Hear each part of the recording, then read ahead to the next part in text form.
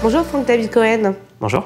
Vous êtes le président et cofondateur de Classroom que vous avez créé il y a un petit peu plus d'un an maintenant. C'est une sorte de cahier de liaison sur Internet, un cahier de liaison 2.0. Le but étant d'améliorer la communication parfois difficile entre les parents et les professeurs. Est-ce que vous pouvez nous expliquer comment ça marche ? Oui, bien sûr. Alors effectivement, Classroom, c'est un cahier de liaison, mais même au-delà, un cahier de vie dans une application. L'idée, c'est de faciliter la relation entre les parents et les profs, qui est absolument essentielle pour le développement de l'enfant, puisque finalement, un enfant, aujourd'hui, il a deux acteurs dans sa vie. C'est le professeur qui lui apprend tout à l'école et ses parents. Donc c'est très important que les parents et les enseignants puissent communiquer. Et la manière dont ça se présente, c'est un fil d'actualité où l'enseignant peut poster des informations. Instantanément, les parents reçoivent une notification sur leur mobile. Eux peuvent interagir, ils ne peuvent pas poster dans la classe pour éviter à l'enseignant de devoir faire de la modération, mais ils peuvent quand même interagir avec l'enseignant pour prévenir d'une absence, d'un retard, faire une demande de rendez-vous ou simplement poser une question. Donc vous parlez de fil d'actualité, forcément ça fait penser à un réseau social. Est-ce que comme un réseau social, on peut définir si l'on veut que des photos de ses enfants soient postées, si l'on veut qu'on sache où il est, à quelle heure il arrive, etc. Est-ce qu'il y a une notion de vie privée finalement à partir de la maternelle et du primaire qui sont effectivement les tranches d'âge auxquelles vous vous adressez ? Alors, ce qu'il faut savoir, c'est que déjà, Classroom, contrairement à un réseau social classique, c'est un réseau qui est extrêmement privé. C'est-à-dire que seuls les parents d'élèves peuvent accéder, évidemment, à la classe de leur enfant. Et les enseignants, quand ils prennent des photos des enfants et qu'ils les mettent dans le Classroom, demandent en début d'année une autorisation de droit à l'image aux parents, au même titre que ce qui est fait pour la photo de classe ou d'autres photos qui peuvent être prises dans un cadre scolaire. Donc là, Classroom n'échappe pas à cette règle qui est la même partout. Après, en termes de vie privée, Classroom, c'est pas une sorte de caméra dans la classe en permanence. C'est l'enseignant qui décide de ce qu'il va vouloir partager avec les parents parce qu'il va trouver qu'il y a un intérêt pédagogique. Je vais vous donner un exemple très concret. Mon fils est en CP. En ce moment, il travaille avec sa classe sur des maquettes d'habitat de tous les continents. Donc c'est très visuel. L'enseignante prend des photos de la fabrication de ces maquettes. Elle les partage avec nous et ça engage des conversations le soir quand on rentre à la maison. Et ça, c'est l'enseignant qui décide de partager ou pas des informations sur la classe. Effectivement, vous avez la bénédiction du ministère de l'Éducation nationale puisque vous avez signé une convention d'expérimentation en partenariat donc avec ce ministère. En quoi consiste-t-il ?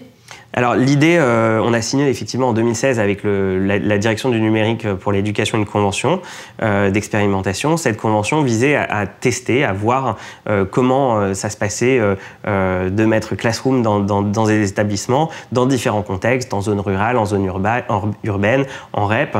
Et le résultat de cette expérimentation, c'est que ça s'est très bien passé. Les enseignants étaient ravis, les parents aussi, et ça a apporté vraiment que du bon. Donc c'était un peu l'objectif de cette expérimentation. Aujourd'hui, vous avez plus de 3000 classes qui utilisent Classroom en France, 3500 en comptant les classes à l'étranger. Et ce sont les enseignants qui décident d'utiliser Classroom au sein de leur classe. Comment est-ce que vous avez allé les démarcher ? Alors en fait, les premiers, ça s'est fait un petit peu par relation, en les croisant, l'enseignant de mon fils, et ainsi de suite. Après, ce qui est très important dans Classroom, c'est que nous, ce qui nous importe, c'est de plaire à nos utilisateurs. On ne va pas les chercher d'imposer par une hiérarchie l'utilisation de Classroom. C'est pas le rectorat, c'est-à-dire que par exemple, c'est pas le rectorat qui impose aux professeurs d'utiliser le dispositif. Non, absolument pas. C'est un enseignant qui voit votre émission, qui va trouver Classroom intéressant, qui va l'utiliser dans sa classe. Une fois qu'il est satisfait, il va en parler à ses collègues. Aujourd'hui, on a une classe sur deux qui s'ouvre suite à la recommandation d'un collègue. Ça, c'est fondamental. Aujourd'hui, c'est la satisfaction des profs utilisateurs qui fait le succès de Classroom. Alors, juste pour justement clôturer cette question autour de la relation entre le professeur, le rectorat, l'utilisation d'un nouveau système au sein de la classe, pas besoin d'avoir le feu vert du rectorat ou de son directeur d'établissement. Le professeur peut décider de l'utiliser, il est pour une fois à l'initiative plutôt qu'être de l'autre côté de la chaîne de décision.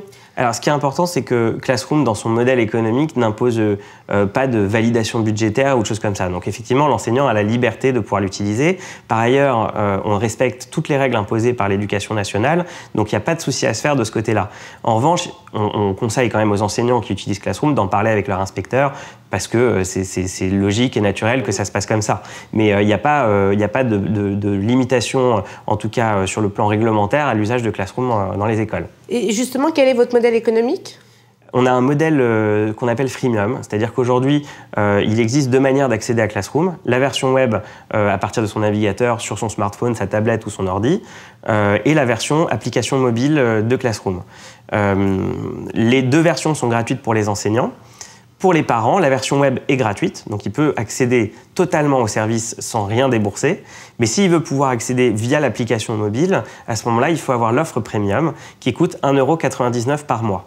Et cette offre, elle peut être soit prise en charge donc par les parents, mais aussi par l'école. Aujourd'hui, on a un certain nombre d'écoles qui payent en fait pour que ce soit gratuit totalement pour les parents. Des écoles privées. Des écoles privées, mais ça pourrait être aussi des écoles publiques via les communes. Demain, il n'y a aucun souci, on a des offres qui sont prévues pour ça. Vous avez annoncé mi-janvier une levée de fonds d'1 demi-million d'euros. Qu'est-ce que vous comptez faire de cette enveloppe ? Alors aujourd'hui, ce qu'on a constaté, hein, comme vous le disiez tout à l'heure, c'est qu'on a, on a à peu près 10% des classes qui se créent à l'étranger. Alors il faut rester humble, hein. Aujourd'hui c'est des amorces de marché qu'on a dans différents pays, mais des pays pas forcément, qu'on ne pouvait pas forcément appréhender comme, on a des classes à Hong Kong, en Bolivie, au Mexique, donc c'est intéressant de voir que quand même des classes se sont créées là-bas. Ce sont des classes francophones. Essentiellement francophone. L'application aujourd'hui existe en français, en anglais et en espagnol, mais ces classes-là sont essentiellement francophones.